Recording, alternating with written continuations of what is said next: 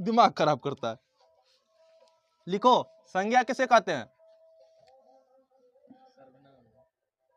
Sorry, सर्वनाम किसे कहते हैं?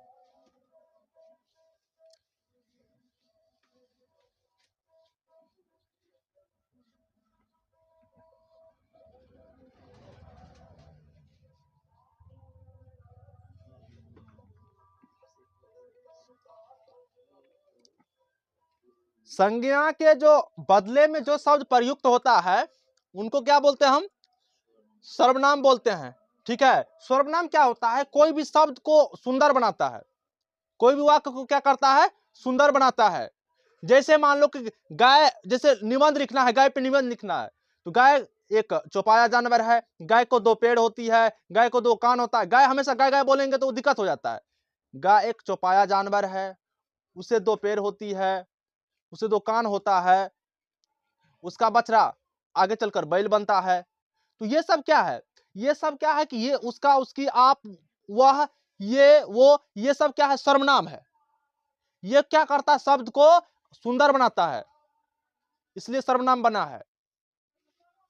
लिखो, जो शब्द संज्ञा के बदले आता है, जो शब्द संज्ञा के बदले आता है,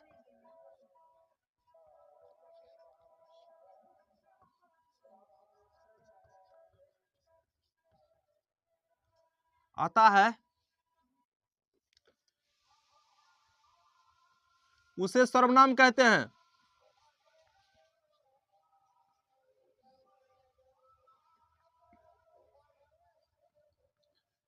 जैसे लिखना है, वह, मैं, हम, तुम, मैं, हम, तुम, वे, etc, ये सब क्या है?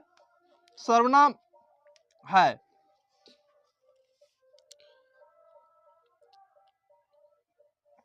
अब देखो, सर्वनाम का प्रयोग तो हम बता दिए कि कोई भी चीज निबंध लिखते। महात्मा गांधी एक महान नेता थे, महात्मा गांधी देश के सबसे सर्वश्रेष्ठ व्यक्तियों में एक थे। महात्मा गांधी बहुत विद्वान व्यक्ति थे। तो महात्मा गांधी खाली महात्मा गांधी महात्मा गांधी करते करते क्या होगा? उनका जो है ना, एक शब्द जो बनता है, एक निबंध जो बनेगा, वो सुसंगठित रूप से नहीं बनेगा, सुंदर लगेगा नहीं दिखने में, और बोलने में भी सुंदर नहीं लगेगा। जिस कारण से हम उपयोग करेंगे, महात्मा गांधी एक महान नेता थे, जो भारत के बापू हैं, जो भारत के क्या है?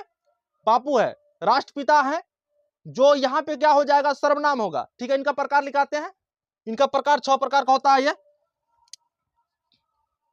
लंबा नहीं लेके जाएंगे। सर्वनाम 6 तरह का होता है।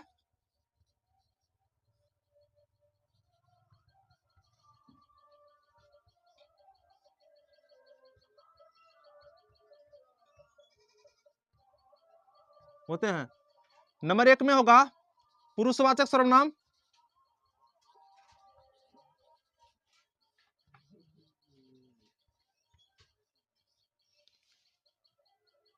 दूसरा होगा निश्चयवाचक सर्वनाम।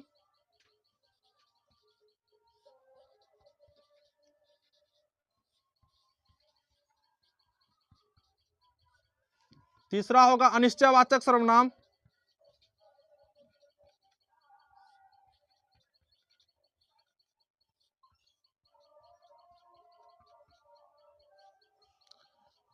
चौथा होगा प्रश्नवाचक सर्वनाम। पांचवा होगा संबंधवाचक सर्वनाम।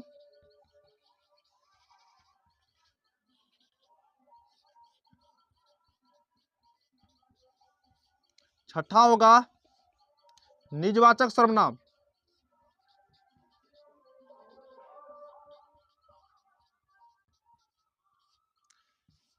पहला है पुरुषवाचक सर्वनाम, दूसरा है निश्चयवाचक सर्वनाम, तीसरा है निश्चयवाचक सर्वनाम, चौथा है प्रश्नवाचक सर्वनाम, पांचवा है संबंधवाचक सर्वनाम, और छठा है निजवाचक सर्वनाम। ये 6 सर्वनाम को आपको पढ़ना है, इनको याद में रखना है। उनके बाद जो है तब आगे पढ़ाते हैं इनका परिभाषा।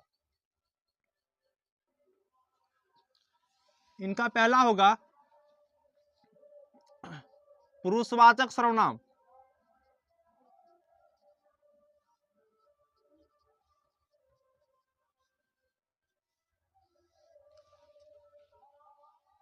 पुरुषवाचक सर्वनाम, देखो पुरुषवाचक सर्वनाम क्या होता है, पुरुषवाचक सर्वनाम जो होता है ये जो है, इससे जिस सर्वनाम से पुरुष या स्त्री का बोध होता है, लिखना है परिभाषा में, जो सर्वनाम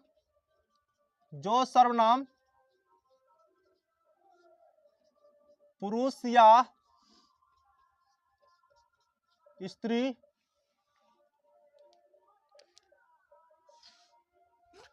पुरुषवाचक या स्त्रीवाचक भी हो सकता है, पुरुषवाचक ही लिख दो, पुरुषवाचक या स्त्रीवाचक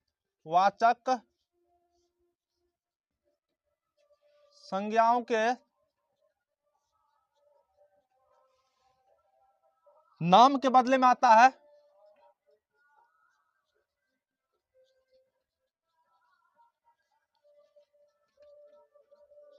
नाम के बदले आता है, उसे क्या बोलते हैं हम, पुरुषवाचक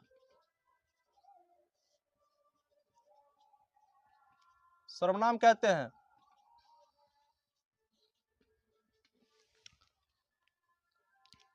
इसका जैसे होगा मैं, हम, तुम,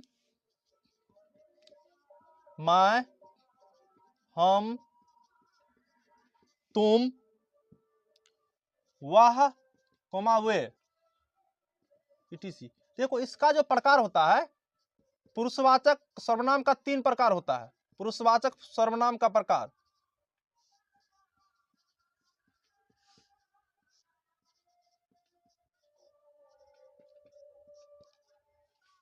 ये 3 तरह का होता है, लिखना है पुरुषवाचक सर्वनाम 3 प्रकार के होते हैं।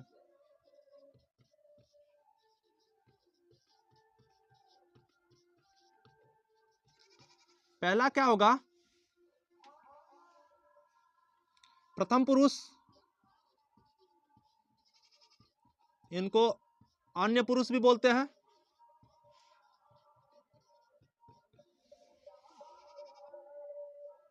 दूसरा होगा मध्यम पुरुष,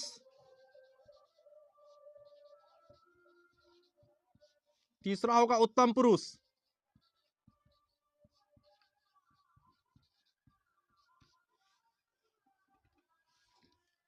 ठीक है, अब देखो पहला है कि प्रथम पुरुष, दूसरा है मध्यम पुरुष, तीसरा है उत्तम पुरुष।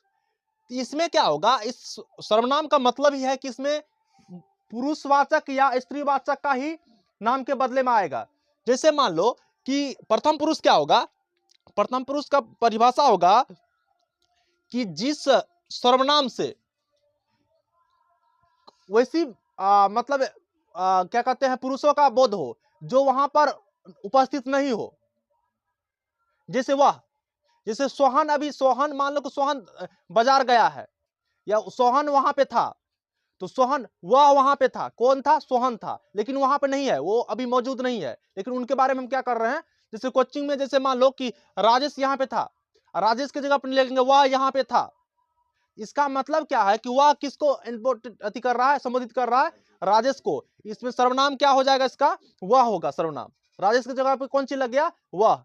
ठीक है, तो इनमें जैसे मान लो इनका परिभाषा लिखेंगे, फर्स्ट का प्रथम पुरुष, प्रथम पुरुष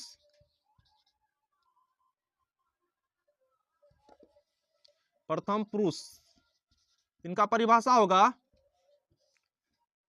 प्रथम पुरुष को अन्य पुरुष भी कहते हैं,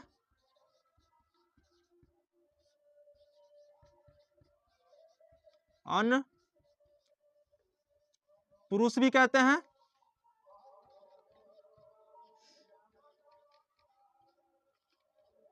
कहते हैं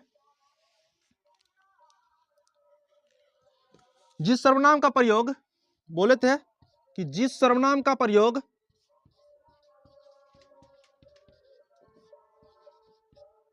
का प्रयोग, जिस सर्वनाम का प्रयोग ऐसी संज्ञा के लिए हो, ऐसी संज्ञा के लिए हो जो वहां पर उपस्थित नहीं हो,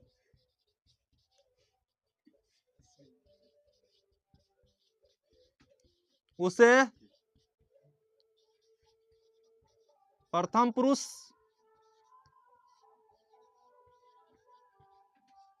कहते हैं। जैसे होगा वह, वे, ठीक है, उसकी, उनकी, उसकी, उनकी, इट इज।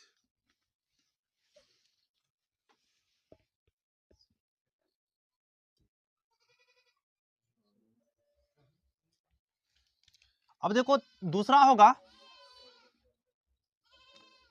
मध्यम पुरुष।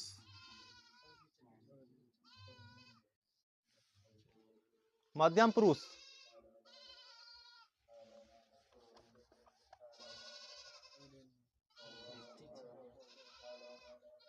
मध्यम पुरुष। अब देखो मध्यम पुरुष क्या होता है, सुनने वाले के लिए जिस सर्वनाम का प्रयोग किया जाता है,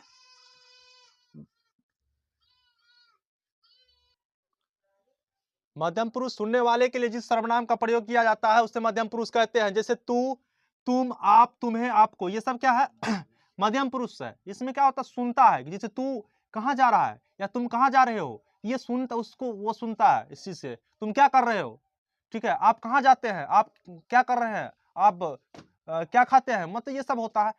आपको यहाँ पे जाना चाहिए, मतलब इसमें क्या कर रहा है, ये सुन रहा है, मतलब हम बोल रहे हैं वो सुन रहा है, ठीक है। उत्तम पुरुष क्या होता है, जिस सर्वनाम का प्रयोग कहने या बोलने वाला अपने लिए करता है उसे उत्तम पुरुष कहते हैं। जैसे मैं पढ़ता हूँ, तो मैं पढ़ता हूँ, मैं यहाँ पे उत्तम पुरुष हो गया। मैं पढ़ता हूँ, मैं दौड़ रहा हूँ, मेरा भाई पढ़ रहा है, तो यहाँ पे मेरा भाई, तो मेरा क्या है, इसमें अपने लिए हम बात कर रहे हैं, ठीक है। ये क्या है, उत्तम पुरुष है। उनके बाद दूसरा होगा निश्चयवाचक सर्वनाम। निश्चयवाचक सर्वनाम,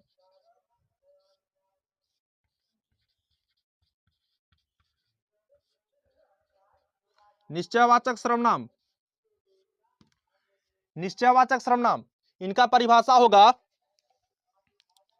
जिससे निश्चित व्यक्ति, वस्तु या भाव का बोध हो, जिससे निश्चित व्यक्ति, वस्तु या भाव का बोध हो,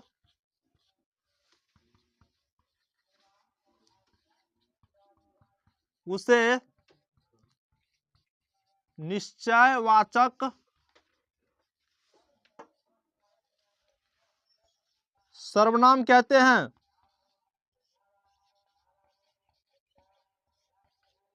निश्चयवाचक सर्वनाम कहते हैं। जैसे इनका लिख लो, इनका जैसे होगा यह, वह, यह, वह, वे, ये, आप, ये सब क्या है, निश्चय है, ETC।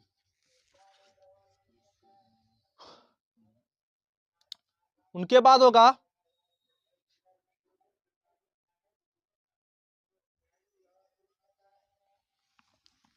तीसरा होगा अनिश्चयवाचक सर्वनाम।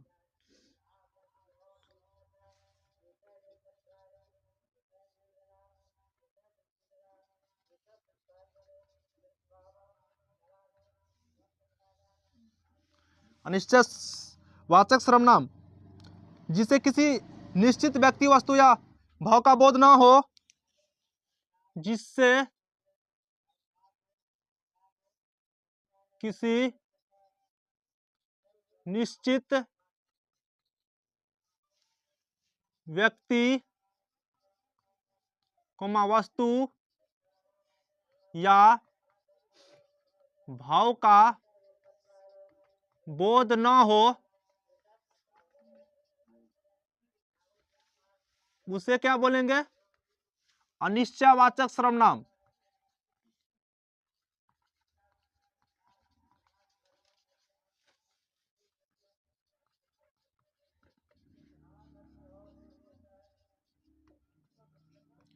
जैसे लिखो, इनमें जैसे होगा कोई कुछ, मतलब कोई, जैसे मान लो इसमें होगा कोई कुछ, मतलब इसका कोई निश्चय नहीं है। यहाँ पे कौन, ये सब क्या है?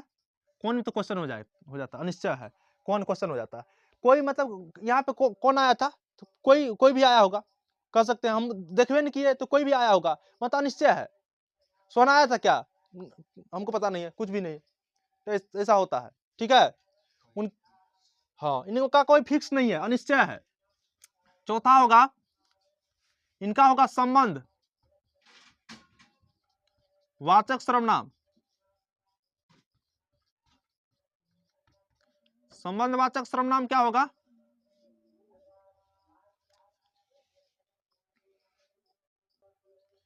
जिस सर्वनाम से जिस सर्वनाम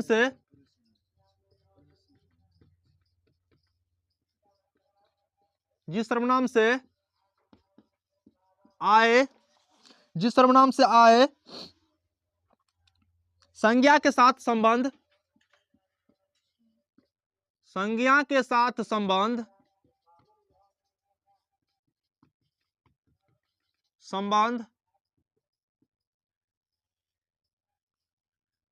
बतलाता है या दिखाता है,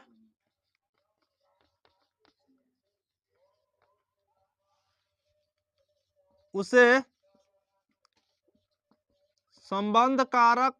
संबंधवाचक सर्वनाम कहते हैं।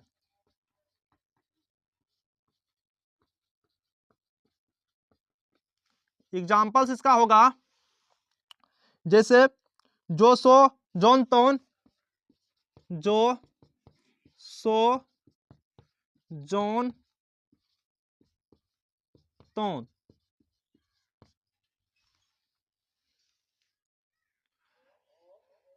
जो होता है कभी कभी, मतलब इसमें क्या होता है, इसमें संबंध बतला रहा है, मैंने उससे ये सामान ले लिया, या मेरा उससे संबंध है।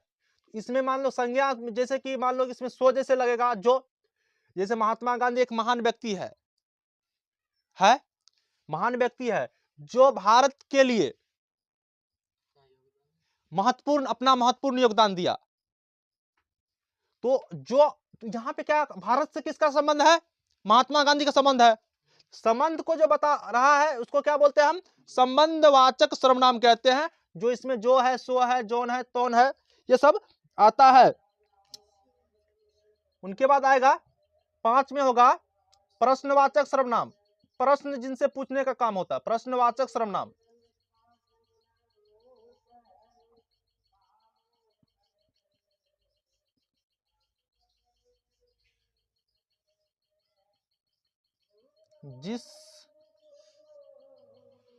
जिससे या जिस सर्वनाम से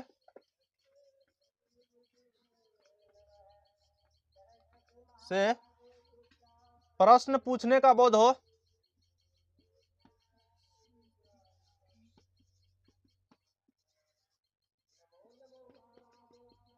उसे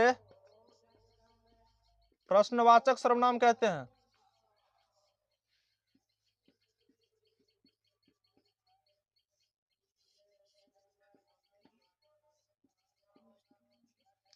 एग्जाम्पल समझो, कौन,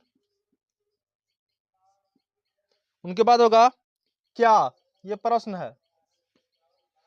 ठीक है, अंतिम बच गया, जैसे तुम कौन हो, वह क्या कर रहा है, राम क्या करता है, ये प्रश्न है। क्या, कैसे, क्यों, कब, ये प्रश्न है।